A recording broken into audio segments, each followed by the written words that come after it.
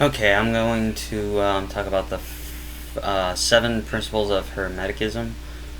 Um, but in this video, I'm only going to do 4. I'm going to do the other 3 in the next video. Um, there was something I forgot to add in the last video. I had to do with the psychology part, because there's a lot of my poems that kind of talk about like killing myself or suicide or things of that nature. And I just wanted to let you know that that doesn't have to do with me like wanting to kill myself.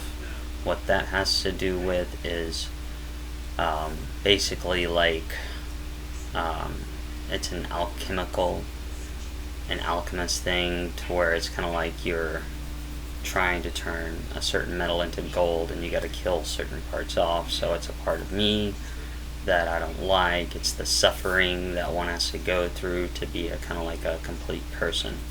So when you see things like that in my poetry, that's what that means. So the 7 principles, the 4 that I'm going to be going over with today are mentalism, correspondence, vibration, and polarity. Mentalism is the first principle of Hermeticism. It's the all is mind, and the universe is mental. So basically, this kind of goes with the magic thing that I was telling you about. Okay, so we're all like one united soul. We're all the all. It's all of us. We are the source. We are creation. All right. So through meditation, positive thinking, and just being able to focus on the positive um, will create a different vibration in you. And this vibration can be a healing thing too. I believe that um, vibration and frequencies are ways that we can cure and heal people from diseases and mental disorders and things of that nature. But that's a different topic. So the universe is mental. In other words, it's all in your head. And a perfect example of that is color. I don't know that you and I have the same color of red. So, I mean, your red could look blue and my blue could look red to you. It's all because your mind creates it. And this is a fact. This is not something that I'm just making up, like, I don't know, this is... Because we all have different favorite colors. Who knows? We could all have the one same favorite color, but we're all calling it different names. But everything's in the mind. The world was created through the mind of the all. And another, perfect verse of that would be like Genesis 1:1. It says, "In the beginning, God created the heavens and the earth." Well, the Hebrew word Bereshith, I think that's how you pronounce it. I may be wrong. Just doesn't mean in the beginning. It also means in the head, or wisdom. In wisdom, the all created the heavens and the earth. So everything is in your mind. The more you understand how to control it, the better. Another good thing would be understanding your heart too, because your heart has brain cells. So learning how to think more united than divided. Now we move on to the principle of correspondence. The principle of correspondence is the saying that many people have heard before, which is as above, so below. And this is because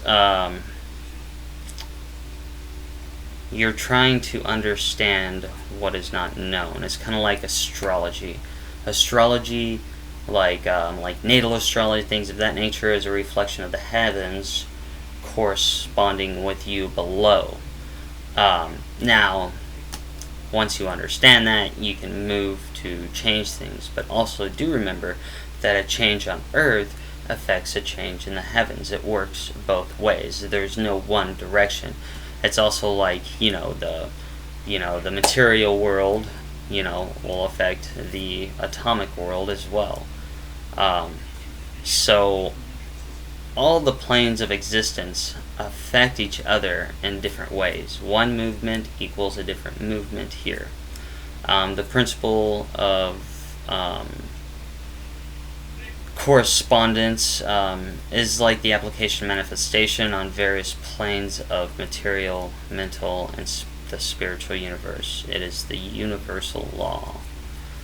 The next one will be vibration, which I kind of touched on the first one, but nothing is at rest.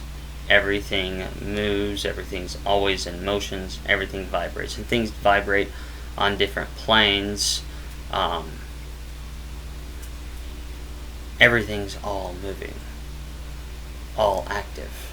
And now we're the principle of polarity. Now the principle of polarity is one of the key important ones to understand, because everything is dual, but it only appears that way. Everything is really all the same, and once you realize all the same, there's a lot more that you can do to understand how to move things and how to create. My contacts are bothering me a little bit. Alright, there we go. Everything has poles, and everything has an opposite. And you know, there's truths in everything, and there's more than one truth. And don't get truth confused with fact. Fact is something that is solid, it cannot be argued. Truth, though, is a perspective, it's a belief. That's the difference. You can use facts to prove a truth because it's your perspective from the facts. That doesn't necessarily mean that everybody needs to believe that way. It's kind of like I'm going over Hermeticism. It doesn't mean that everybody has to believe the way I do. Everybody should believe to what feels comfortable to them. You know, I'm not... if you're a Christian, be the best Christian you can. You know, I believe in all religions. I've read the Bible many times. I've no issue with it. It's kind of the same thing with Buddhism. You be a Buddhist. You know, you don't have to be a Hermetic to, ascend or find the way to ascend. There is no one path. So, okay, so the best way to understand the polarity of the polarity is like hot and cold. Okay, they're the same thing, just different degrees. So, I mean, it's kind of like they're connected on the same pole. Heat up here, cold down here. Think of water in a stove. You turn, the knob up to 4 and it heats up until it starts boiling. You turn it off, it cools down. It's just different degrees at which it is expressed. Let's take another one. Love and hate are the same thing. Hate, love. Alright, there are two different expressions, but on this pole, on the opposite ends, there are various degrees. There's love, there's like, there's hate, there's dislike, all the way to where it's like in between to where it's like neither. It goes up and down that scale. So anything that has an opposite is the same as the other one. They're just at a different end of the pole. They're essentially the same thing. They're one, and all is one because everything is the all. And I hope that's not confusing, although it does seem confusing at first, but once you think about it and meditate it a little bit more, you can do the same thing. The same thing works with good and evil. You got good and you got evil, and then but then there's same thing with stepping down all the way down to the middle. So those are the first 4 principles. The next ones that I'll be going over with the next time I do the video on hermetics is rhythm, cause and effect, and gender. So until then, everybody be positive and don't do anything I wouldn't do. Ha ha ha.